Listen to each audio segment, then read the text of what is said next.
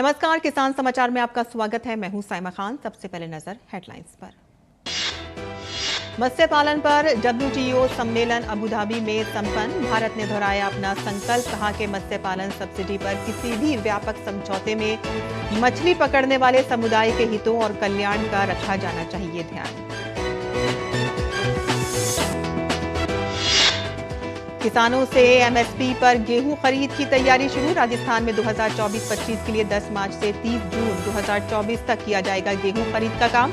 राजस्थान सरकार इस वर्ष किसानों को गेहूं खरीद पर दे रही है बोनस। इच्छुक किसान 25 जून 2024 तक पंजीयन कराकर बेच सकते हैं गेहूं। बिहार सरकार किसानों को गर्मी में फसलों की खेती के लिए अनुदान पर बीज करा रही है उपलब्ध। फसलों में मूंग, उड़द, मूंगफली, तिल, जूट, सूरजमुखी एवं संकर मक्का है शामिल। किसानों को NFSM योजना के अंतर्गत लागत मूल्य का 80% तक अनुदान।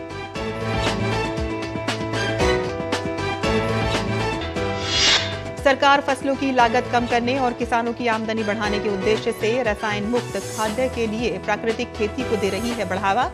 राजनांदगांव में किसानों को प्राकृतिक खेती, प्राकृतिक दवाएं और राख युक्त सफूर खाद बनाने के लिए दिया गया प्रशिक्षण। और अब समाचार विस्तार से। गेहूं की कटाई का समय नजदीक आ रहा है, जिसको देखते हुए सरकार द्वारा किसानों से न्यूनतम समर्थन मूल्य MSP पर गेहूं खरीद के लिए तैयारी शुरू कर दी गई है। और इसी कड़ी में राजस्थान सरकार द्वारा राज्य में किसानों से MSP पर गेहूं खरीदने के लिए किसानों की पंजीयन प्रक्रिया भी शुरू कर दी गई है। राजस्थान सरकार इस वर्ष किसानों को गेहूं खरीद पर बोनस भी देने जा रही है। राजस्थान में इस RMS सीजन 2024-25 के दौरान समर्थन मूल्य पर गेहूं खरीद का काम दिनांक 10 मार्च से 30 जून 2024 तक किया जाएगा। जो भी किसान समर्थन मूल्य पर गेहूं बेचना चाहते हैं, वे किसान ऑनलाइन पोर्टल पर 25 जून 2024 तक अपना पंजीयन कराकर गेहूं बेच सकते हैं। गेहूं खरीद पर दिया जाएगा बोनस। भारत सरकार द्वारा RMS 2024-25 हेतु गेहूं का समर्थन मूल्य 2275 रुपए प्रति क्विंटल घोषित किया गया है, जिस पर राज्य सरकार द्वारा किसानों को राजस्थान कृषक समर्थन योजना के अंतर्गत 125 रुपए प्रति क्विंटल की दर से बोनस दिया जाएगा। खाद्य विभाग के पोर्टल पर पंजीकरण करवाकर क्रय एजेंसी के माध्यम से गेहूं बेचने वाले पंजीकृत किसानों को उनके जनाधार से जुड़े बैंक खातों में कुल 2400 रुपए प्रति क्विंटल की दर से उनकी उपज का मूल्य प्राप्त होगा। और आवास और शहरी मामलों के मंत्रालय ने 5 मार्च 2024 को विज्ञान भवन में प्रदान किए जाने वाले पहले पेयजल सर्वेक्षण पुरस्कारों की घोषणा कर दी है। राष्ट्रपति श्रीमती द्रौपदी मुर्मू इस कार्यक्रम की अध्यक्षता करेंगी, जहां शहरों और राज्यों को जल क्षेत्र में उत्कृष्टता के लिए सम्मानित किया जाएगा। शहरों और राज्यों की उल्लेखनीय उपलब्धियों के लिए 130 पुरस्कारों को प्रदान किया जाएगा।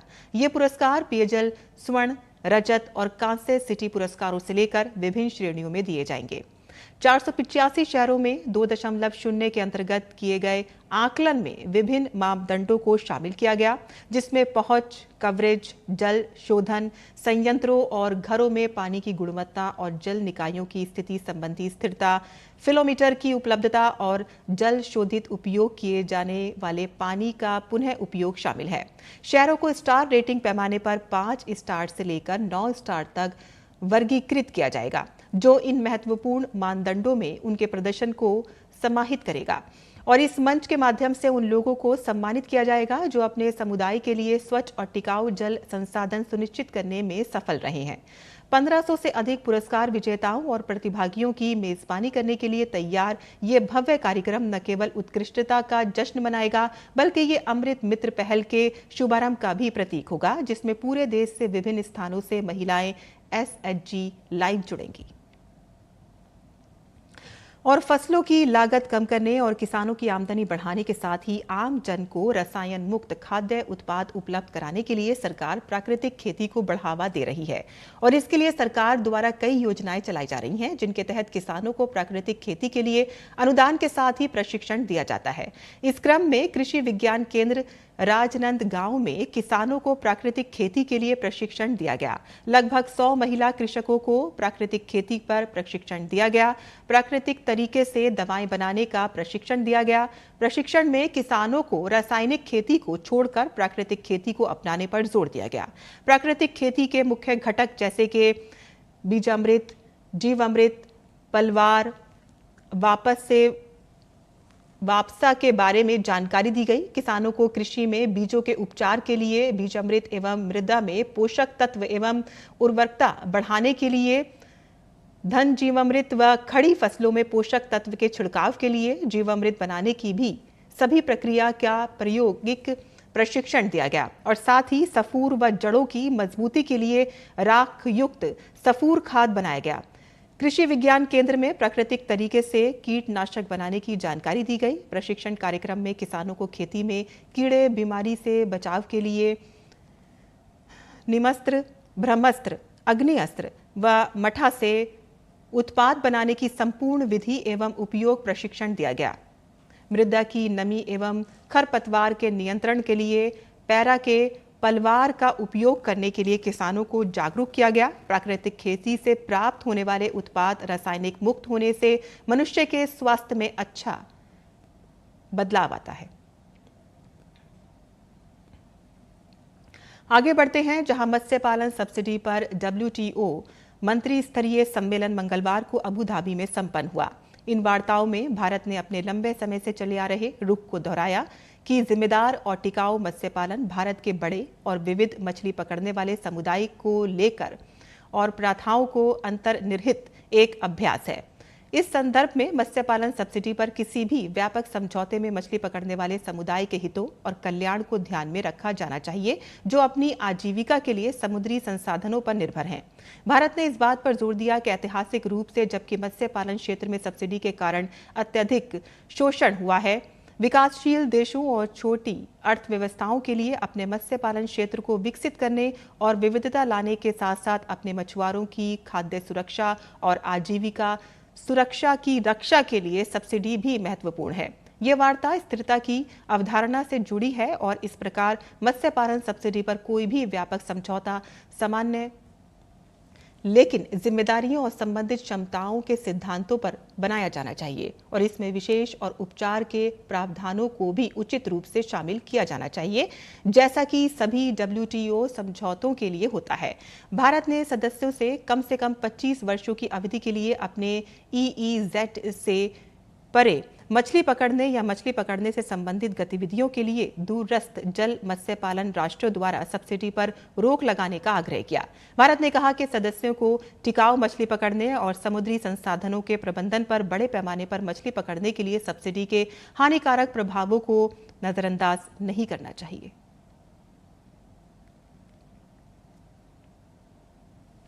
और खेती में अच्छे बीजों का होना बहुत जरूरी है, जिसको देखते हुए सरकार किसानों को विभिन्न फसलों के बीज अनुदान पर उपलब्ध कराती है ताकि किसान फसलों की अच्छी पैदावार प्राप्त कर सकें।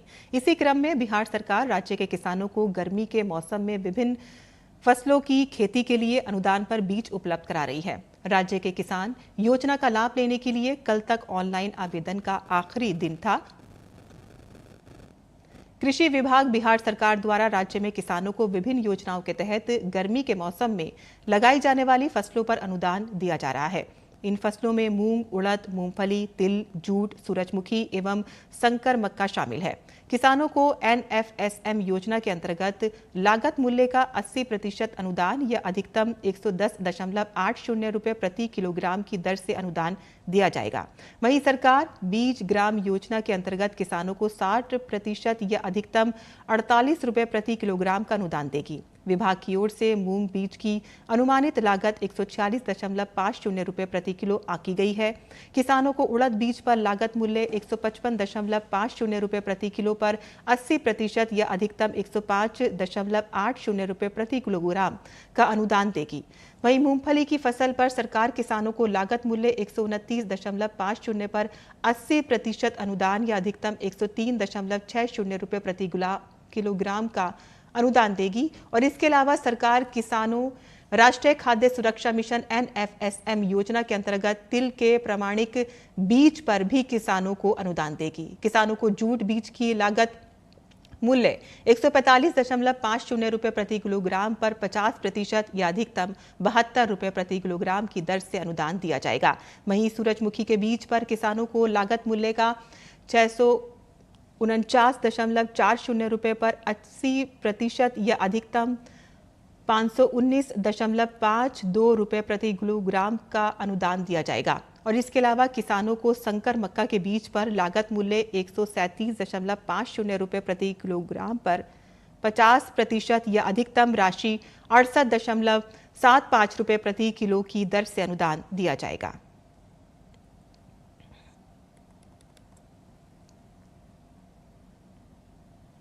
पाली जिले में लघु उद्योग भारती महिलाओं को आत्मनिर्भर बनाने के लिए कार्य कर रही है और अभी तक लघु उद्योग भारती ने पाली जिले में करीब 1600 महिलाओं को आत्मनिर्भर बनाया है, जिससे 1600 परिवारों की आय में वृद्धि हुई है।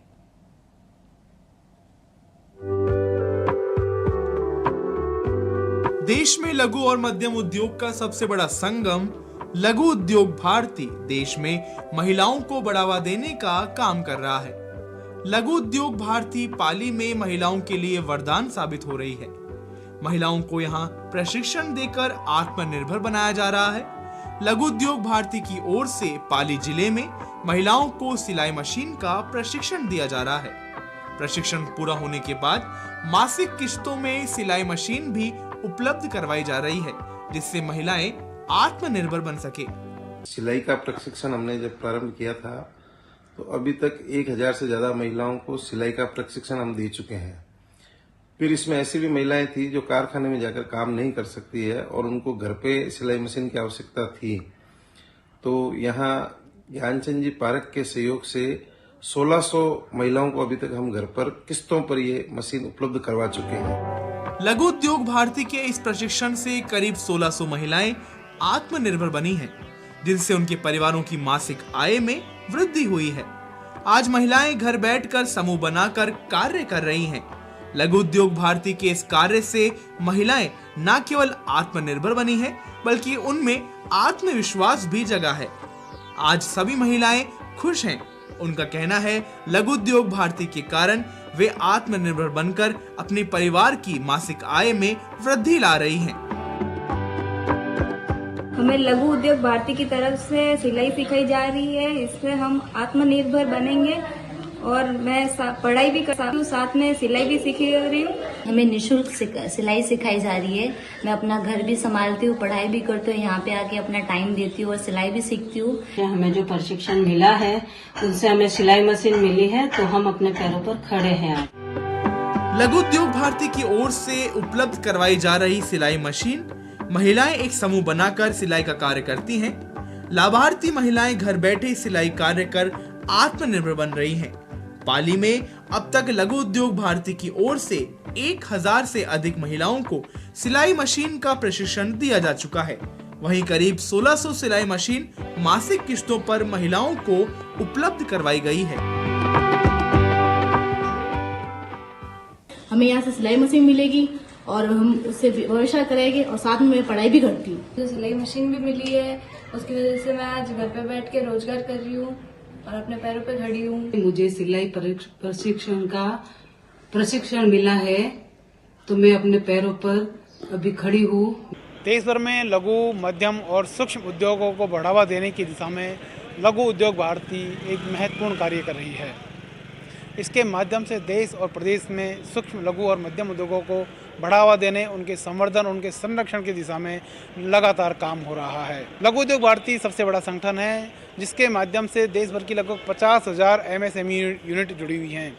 राजस्थान की अगर बात करें तो यहाँ भी 10,000 से ज़्यादा MSME यूनिट लघु उद्योग भारती से जुड़ी हुई है। मुरारी गुप्ता, दूरदर्शन समाचार।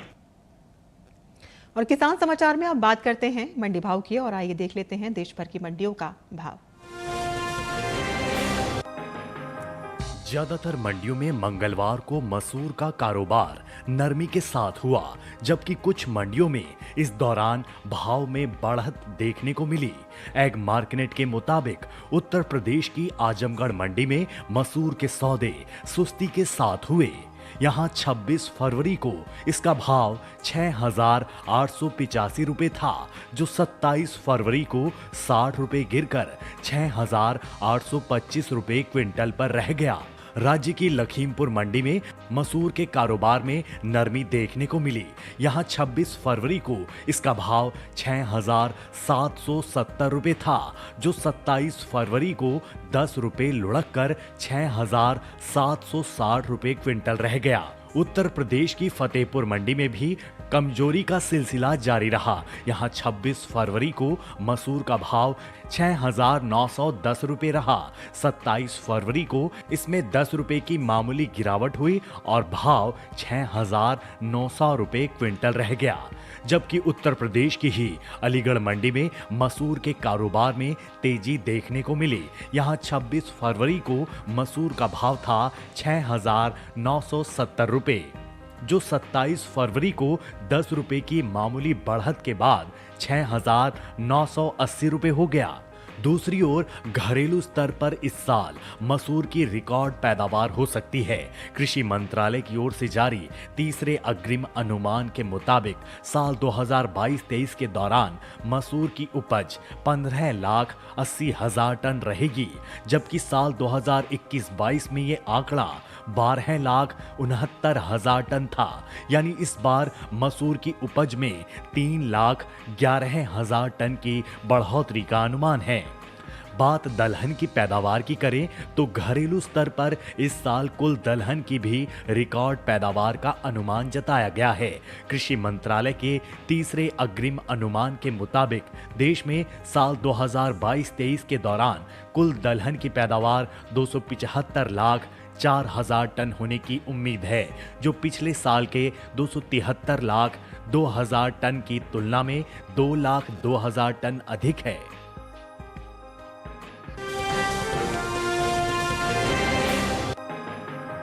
कृषि उपज मंडियों में लहसुन की आवक सामान्य बनी हुई है। मंगलवार को ज्यादातर मंडियों में लहसुन का कारोबार तेजी के साथ हुआ, जबकि कुछ मंडियों में इस दौरान लहसुन के भाव स्थिर रहे। एग मार्केट के मुताबिक राजस्थान की जोधपुर मंडी में लहसुन के कारोबार में बढ़त का रुख देखने को मिला। यहाँ 26 फरवरी को लहसुन का भाव था 10,000 रुपए। 27 फरवरी को लहसुन का भाव 1,500 रुपए उछलकर भाव 11,500 रुपए हो गया। उत्तर प्रदेश की बहराइच मंडी में भी लहसुन के सौदे बढ़त के साथ हुए। यहाँ 27 फरवरी को लहसुन का भाव 50 रुपए चढ़कर 14,500 रुपए से 14,550 रुपए हो गया। उत्तर प्रदेश की नानपारा मंडी में तेजी का सिलसिला जारी रहा। 26 फरवरी को लहसुन का भाव रहा 14,500 रुपए। 27 फरवरी को इसमें 50 रुपए की तेजी आई और भाव 14,550 रुपए क्विंटल पर जा पहुंचा। वहीं राजस्थान की सूरतगढ़ मंडी में इस दौरान लहसुन के भाव स्थिर रहे। यहां दोनों दिन यानी 26 और 27 फरवरी को लहसुन का भाव 16,000 रुपए पर बरकरार रहा। इस साल घरेलू स्तर पर लहसुन की उपज में कमी देखने को मिल सकती है। भारतीय मसाला बोर्ड के मुताबिक लहसुन की पैदावार साल 2022-23 के दौरान 33,68,821 टन होने का अनुमान जताया गया है, जबकि बीते साल इस दौरान लहसुन की उपज 35,23,436 टन रही थी। यानी इस साल घरेलू स्तर पर लहसुन की पैदावार बीते साल से करीब 1,54,000 टन कम होने की उम्मीद है, जिसका असर लहसुन के बाजार भाव पर पड़ सकता है।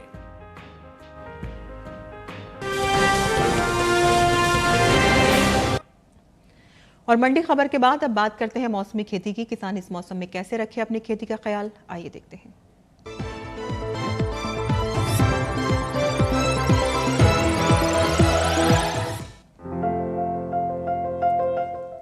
गुजरात के किसान इस समय गेहूं, रबी मक्का, चना और टमाटर में हल्की सिंचाई करें। इसके साथ ही यहाँ तैयार मटर, बैंगन और मिर्च की तुड़ाई भी करते रहें। मध्य गुजरात में ही इस समय गेहूं और काबुली चने में रोगों की निगरानी करते रहें और प्रकोप दिखाई दे तो कृषि विशेषज्ञों की सलाह से जरूरी दवाओं का छिड़काव करें। वहीं उत्तरी गुजरात के किसान इस समय चना और धनिया की कटाई करें। दक्षिणी गुजरात की बात करें तो यहाँ तैयार भिंडी, टमाटर, कुंदरू और मिर्च की तुड़ाई करें।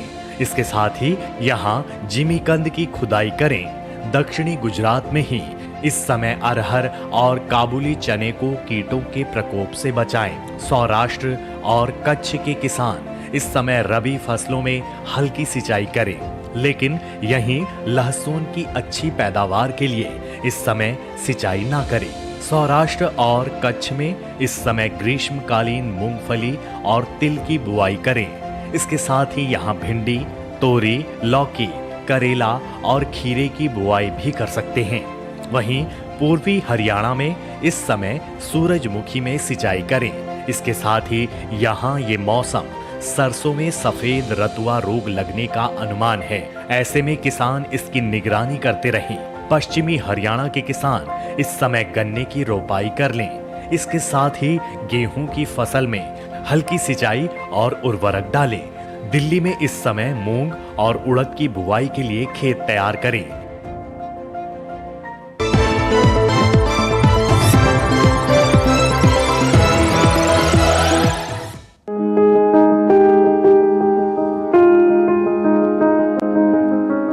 ये समय हरी प्याज की पूसा सौम्या किस्म की बुआई के लिए एकदम अनुकूल है। इसकी बुआई के लिए किसान सबसे पहले खेतों को जोतकर तैयार कर लें। खरपतवार को पूरी तरह से साफ कर लें। 1 हेक्टेयर खेत के लिए करीब 10 से 12 किलो बीज काफी रहते हैं। उर्वरक की बात करें तो अच्छी फसल के लिए 1 हेक्टेयर खेत में 150 किलो नाइट्रोजन, 60 किलो फास्फोरस और 60 किलो पोटेशियम युक्त उर्वरक का इस्तेमाल करें। बुआई के समय पंक्ति से पंक्ति के बीच की दूरी 15 सेंटीमीटर रखें। अच्छी फसल के लिए बुआई के तुरंत बाद फसल में सिंचाई करें। इसके बाद हर 10 से 12 दिन के अंतराल पर फसल में सिंचाई जरूर करें। हरी प्याज में थ्रिप्स कीट के हमले का खतरा रहता है। थ्रिप्स की रोकथाम के लिए विशेषज्ञों की सलाह पर उचित दवाओं का छिड़काव करें। ध्यान रहे, दवा का छिड़काव सिर्फ कीट प्रभावित जगह पर ही करें। उन्नत किस्म पूसा सौम्या लगाने से किसान अच्छी उपज ले सकते हैं। 1 हेक्टेयर में इस किस्म की 250 क्विंटल फसल ली जा सकती है।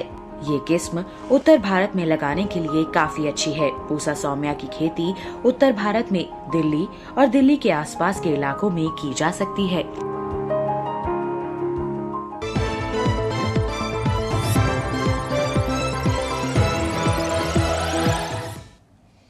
और खेती किसानी से जुड़ी खबरों के बाद आइए अब नजर डाल लेते हैं कुछ और खबरों पर। खास खबर में प्रधानमंत्री ने तमिलनाडु में कई विकास परियोजनाओं का लोकार्पण व शिलान्यास किया। उन्होंने करीब 17,300 करोड़ रुपए से अधिक लागत की कई बुनियादी ढांचा परियोजनाओं का शुभारंभ किया।